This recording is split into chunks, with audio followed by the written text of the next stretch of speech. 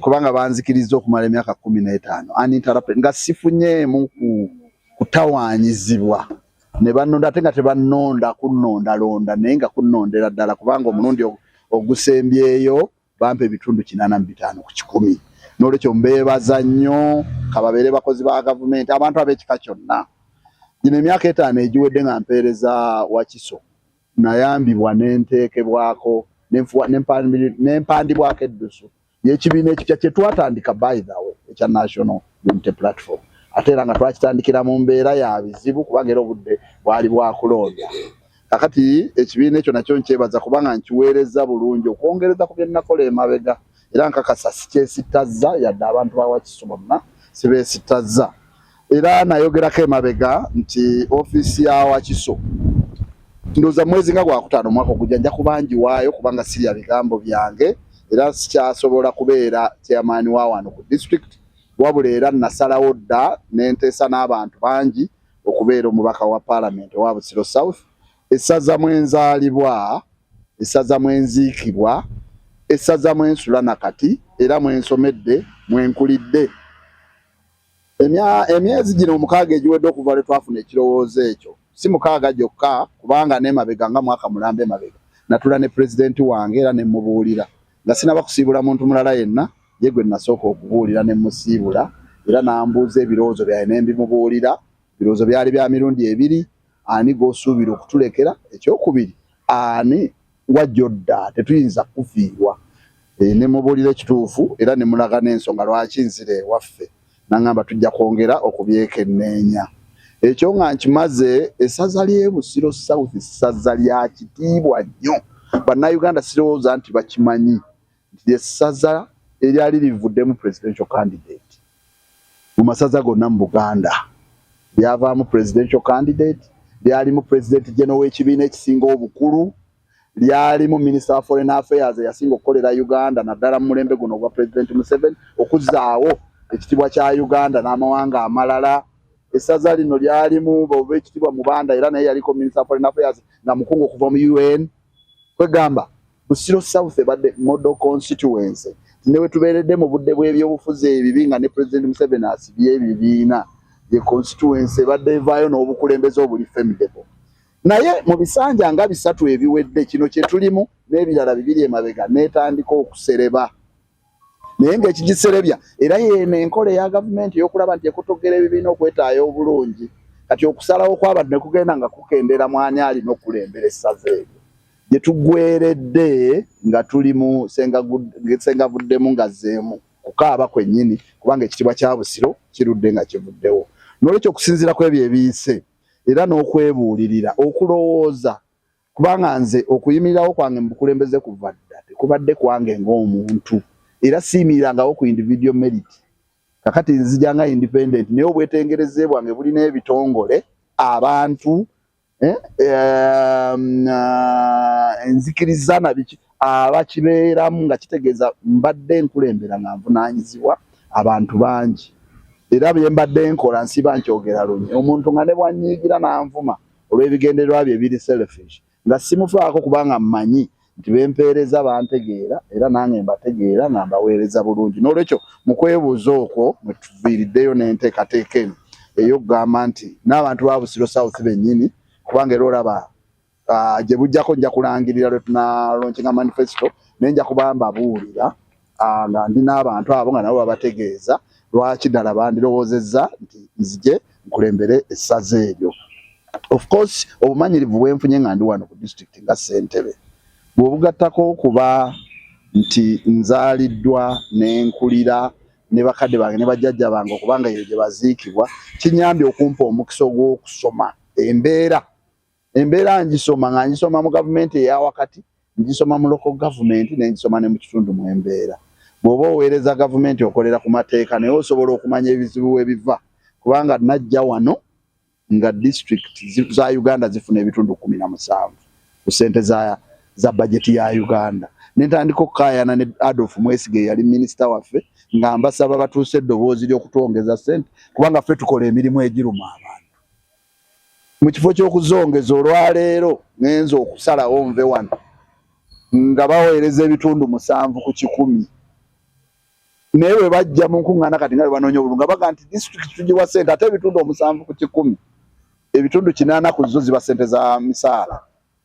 kati kitegeza actual development ovola ebinya bijja kutta abantu kubanga abantu tebabategeeza kituufu naye nga abatematema sente okuweereza abantu babeera mu parliament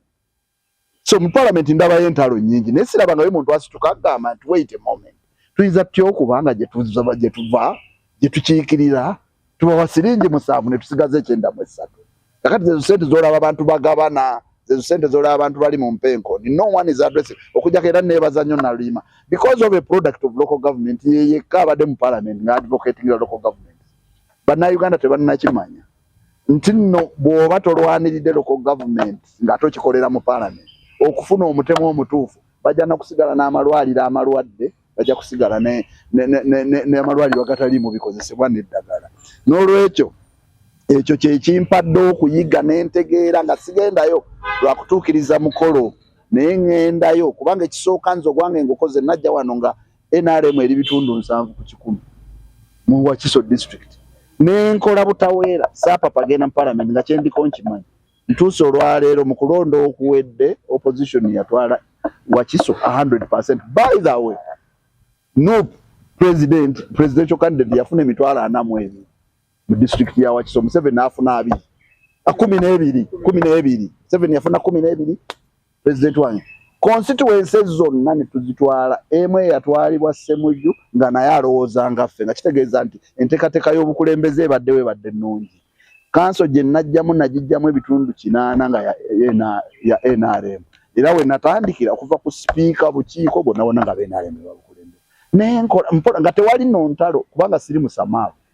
Okakkana ne delivering egombolola zonna nezi delivering nga kyenkola nkimanyi. Kakati kiseera kituusenga nga no district stabilizing the politically kati yeetaaga ki delivery of service. Kakati delivery of service esobola okubeerawo nga tulina resources sente bazitemerawo appropriation is done in parliament. The unfortunate bit kizibu okusanga omubaka yenna ng'ekyakyogerako babeera omwo mu katemba n'olwekyo nasazeewo nesimbewo era nzize gye muli okusaba obuwagizi era nebaza nnyo abo bonna bampadde obudde obulungi nebaza bannamawulire kubanga mu mulimu gwaye guno gwe mbadde nkola tubadde ba partners nga mugezaako okutambuza eddoboozi era ebyo byenkayana n'ebizibu mukimanyi nammwe nti twasaba ekibuga myaka 10 mu 2012 naye olwaleero ne mu kulonda kuno baagabye eby'ettoloba nga Wakiso tebagiwadde kitegeeza nti frustration ezo simanyi oba mukimanyi nti ne parliament yadde nga yayisa nti akisebeere neteriyo na mubaka alondoola naye district yaffe eno lwaki kino kye twayisa tekibeera sirowooza nti musobola okwotingayo omubaka omu ayinza okugamba naye ye lwaki omusolo oguva mu butale bwe Wakiso bwe gugenda tumazeko financial year omwezi ogw'omukaaga gwonna sente z'omuwi w'omusolo ezaava mu Wakiso eza local government tebaazizza wani katoyinza kwogera wano bannakyo be bajja naye bw'oyogerera bakulanga ali loko member wa parliament avunaanyizibwa okulondola sente z'omuwi w'omusolo kubanga yacekinga ministry ya finance inze tokusigaza bw'oba tonnatuuka ku mugga toyinza gamba bwona ogusomoka bw'aba mpiseera twogera ng'abasajja abakulu ne tubaako ne byetukkaanya ebyogerwa abantu bya buli muntu kola kyomanyi waliwo ekibuuzo ekyanguwa okubuuza oyo kukikwatako ekibuuzo ky'okugamba nti waliwo okukotogera abaava mu DP nga kirowoozo kiri mu bantu kyetaaga kubuuzibwa abalowooza nti be bakikola kizibu nze ate victim okukiddamu nevertheless si bonna kati ababonaabona mu mbeera eno nti baali ba DP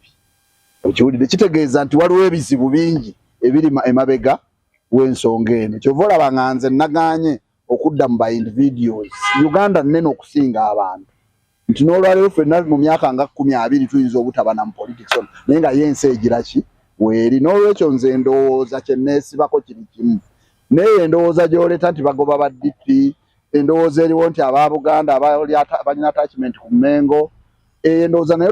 osanga twandali tugisalira amagezi singa tulina enkiiko eziri fomo nga gavumenti etukkiriza okwetaayiza mu bibiina byaffe naye enkiiko teziriiwo ddayo okola research nga munnamawulire ombuulire oba waliyo olukiiko lwa NUP olutula ku kyalo ebirowoozo ne bigenda ku Muluka ne bigenda ku Gombolola ne bigenda ku constituency ne bigenda ku district tebiriiwo bwe biba tebiriiwo kati tuli mu kulonda tugenda kulonda abakiikirira ebitundu ebyo Kakati onoone nyani oye yatulemesa okusaawo enteekateeka. Osanga bwe bakijjanya wa DP nga bw'olowooza. Bandadde twatula dda mu forum emu ne tukola ki? Ne tukyadressinga nakyo ne kivaawo ne tuwuliziganya. Ne kati tuli ku perceptions, tuli ku kulowooza, kuteebereza. Ate ng'obuzibu nze nagambe saagala kwogera ku bubonero. Njagala kutakula ekireese ekiwundu. Ekirundu ebibiina mu Uganda tebiriiwo kubanga tebikkirizibwa kwetaayo. Era singa byonna obiraba okimanya nti gye kiri nga waliwo press conference ku ki? Ku headquarter. Short of that, toyinza kugamba nti ekibiina kyagenze egindi kikuŋŋaanya ebirowoozo ku biki ebinaabeera mu manifesto omwaka guno. But even for Buganda Kingdom, those are the more voices heard from various circles. Nevertheless, I still stand with one position, that the circumstances prevailing, created by the state machinery, created by the state environment, created by state apparatuses, can't permit, not even a single party. You can imagine the oldest party now, its president declaring that Museveni is his candidate. All those are clear indicators that in Uganda there is no multipartyism. In other words, we resorted a long time ago to individual merit. And you realize that even parties are, led by individuals. They have no chances of checks and balances. Decisions are taken by a few people who have their wishes and interests, just because it is circumstantial created by the state. You could hardly find functioning branches of all parties apart from their headquarters. So if branches are not functioning, how best can you get a formidable candidate to represent an area? In other words, in political parties, candidates belong to the party supporters, not to leaders at the headquarters. But circumstances cannot permit, even resources. Look at the scenario of looking for formidable candidates through, looking at who befits in the community, the 60%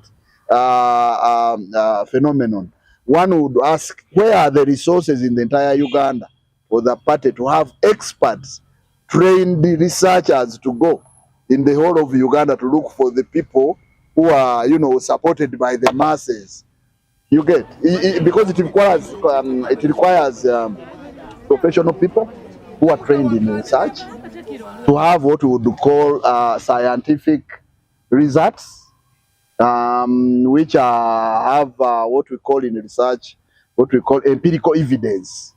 Empirical evidence. They cut across through demographies. We asked the age group of this, the youth are saying this, the elder are saying this, the mothers are saying this, the fathers, the old ones are saying this. So it is out of that empirical evidence gathered as data, analyzed, and you come with the conclusive,